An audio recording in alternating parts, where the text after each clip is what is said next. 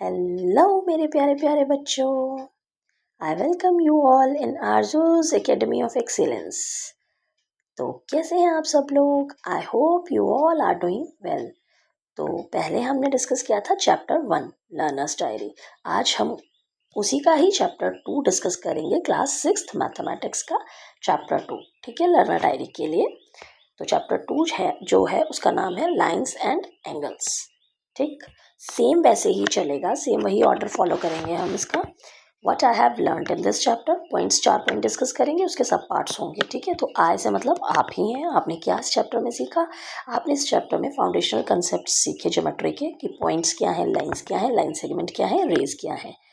फिर आपने समझा कि एक प्रिसाइज लोकेशन को पॉइंट कह देते हैं, लाइन सेगमेंट जो है उसके 2 फिक्स एंड पॉइंट्स होते हैं, लाइन जो है उसको हम दोनों डायरेक्शन में इनफाइनाइटली एक्सटेंड कर सकते हैं। फिर हमने पढ़ा रेज के बारे में। ठीक है, फिर हमने पढ़ा कि जब 2 रेज जो है वो मीट करती हैं एक कॉमन वर्टेक्स पे तो वो एंगल बना देती हैं। फिर डिग्री के बेसिस के ऊपर हमने उन एंगल्स को क्लासीफाई किया कि एक्यूट एंगल कौन सा होगा, ऑब्ट्यूस एंगल कौन सा होगा, राइट एंगल कौन सा होगा, स्ट्रेट एंगल कौन सा होगा, रिफ्लेक्स एंगल कौन सा होगा। आपको पता है 90 से कम एक्यूट होगा, ऑब्ट्यूस 90 से ज़्यादा होगा, राइट 90 होगा, स्ट्रेट 180 होगा, 180 से ज़्यादा रिफ्लेक्स होगा। ठीक है, तो ये सब पॉइंट्स आप लोगों ने इस चैप्टर में पढ़े। अब आपको इस चैप्टर में क्या इंटरेस्टिंग लगा, अब आपने ये बताना है। What I found interesting in this chapter. अब इसके भी सब पार्ट्स हो जाएंगे। ठीक है, कि हम लोग जो हमारी रोज़मर्रा की जो ज़िंदगी है उसमें हम लोग अपने क्लासरूम में, अपने घर में, सब जगह जो है वो एंगल देखते हैं। अब जो घड़ी की सुई है वो भी तो एंगल बनाती हैं। अगर हम किताबें कॉर्नर में रखते हैं वो भी तो कोई एंगल बना रहा है। तो जैसे मैं डोर को खोलती हूँ तो थोड़ा खोलती हूँ तो एंगल बनाता है, ज़्यादा खोलती हूँ तो एंगल बनाता है, बीच में रखती हूँ तो एक अलग एंगल बनता है, और ज़्यादा पीछे को करती हूँ तो और ज़्यादा एंगल बनता है। तो इस तरह से ये चीज़ें मुझे बहुत इंटरेस्टिंग लगी कि भाई दरवाज़ा भी एंगल बनाता है। जो मेरे घर पे जो हमारी डेली लाइफ की जो चीज़ें हैं, ऑब्जेक्ट्स, एवरीडे ऑब्जेक्ट्स जो हैं हमारे अराउंड, वो सारी चीज़ें जो हैं वो एंगल बना रही हैं। ठीक है, फिर मैंने प्रोटेक्टर कैसे काम करता है एंगल्स को मेजर करने के लिए। ठीक है, ये एक नई चीज़ थी मेरे लिए, इसको करना भी मेरे लिए इंटरेस्टिंग रहा। ठीक है, हैंड ऑन एक्टिविटीज़ जो टेक्स्ट बुक में करवाई वो भी मुझे अच्छी लगी, वो भी मुझे इंटरेस्टिंग लगी। इसमें आप लिखेंगे जहाँ पे हमने एंगल्स को ट्रेस किया पेपर पे और उनको कंपेयर किया। ठीक है, और ये हमने देखा कि वाकई में स्ट्रेट लाइन जो है वो 180 डिग्री ही होती है। ठीक है, ये चीज़ें मुझे अच्छी लगी, इंटरेस्टिंग लगी। फिर आप लिखेंगे रिफ्लेक्स एंगल कंसेप्ट देखा, ये मुझे और ज़्यादा इंटरेस्टिंग लगा कि भाई स्ट्रेट लाइन से ज़्यादा अगर मैं, मतलब स्ट्रेट लाइन का मुझे पता है 180 होता है, अगर मैं उसको ज़्यादा वाइडर ओपन कर दूँ तो वो एंगल जो है वो रिफ्लेक्स एंगल बन जाता है। ठीक है, तो ये विजुलाइज करना भी मुझे एक्साइटिंग लगा, इंटरेस्टिंग लगा। ठीक, ये पॉइंट्स इसके अंदर आ जाएंगे। फिर आप लिखेंगे third point, what I found challenging in this chapter. इस चैप्टर में मुझे क्या चैलेंजिंग लगा। The most challenging part for me was measuring and drawing reflex angle that are greater than 180 degree. ठीक है, सब 180 तक तो ठीक था। ठीक है, लेकिन सबसे ज़्यादा चैलेंजिंग पार्ट मुझे क्या लगा, मैं आपके भी आप पे बोल रही हूँ कि आपको क्या लगा, कि वो एंगल 180 से जो ज़्यादा होगा उसको ड्रॉ करना और उसको मेजर करना, क्योंकि स्टैंडर्ड प्रोटेक्टर जो है वो 180 डिग्री तक ही जाता है।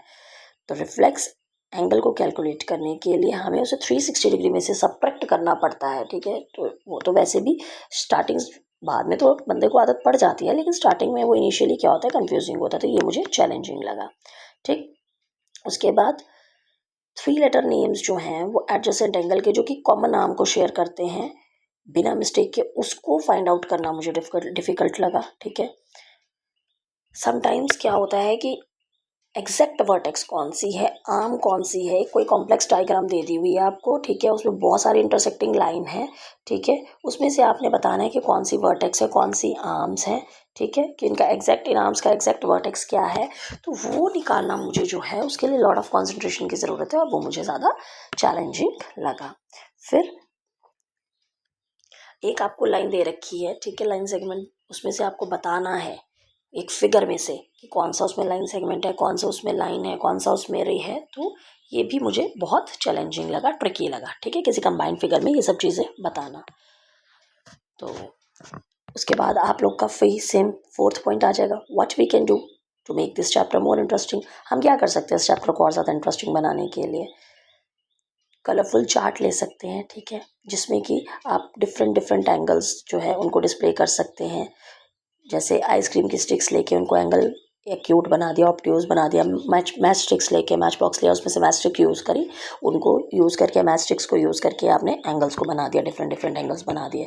ठीक है, तो इस तरह से आप जो है ये इसको और ज़्यादा इंटरेस्टिंग बना सकते हैं। फिर एंगल हंटर गेम्स घर पे खेल के, जिसमें हम क्या करते हैं कि एंगल्स डिफरेंट ऑब्जेक्ट्स के प्रोटेक्टर से मेजर करते हैं। ठीक है, सिमेट्रिक रंगोली पैटर्न्स बनाते हैं, उनको हम लोग क्या करते हैं, उनमें कौन सा हिडन एंगल है, कौन सी हिडन लाइंस है, उसको मेजर करते हैं। फिर रियल वर्ल्ड एप्लीकेशन जो है एंगल्स की, उसको हम देखते हैं कि आर्किटेक्ट्स कैसे यूज़ करते हैं स्ट्रक्चर्स को बनाने के लिए एंगल्स का। ठीक है, वो चीज़ आप कर सकते हैं।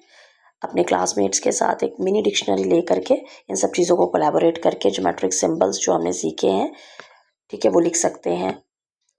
फिर डेली लाइफ एग्जांपल पैरेलल और परपेंडिकुलर लाइंस की, उनको आप यूज़ करके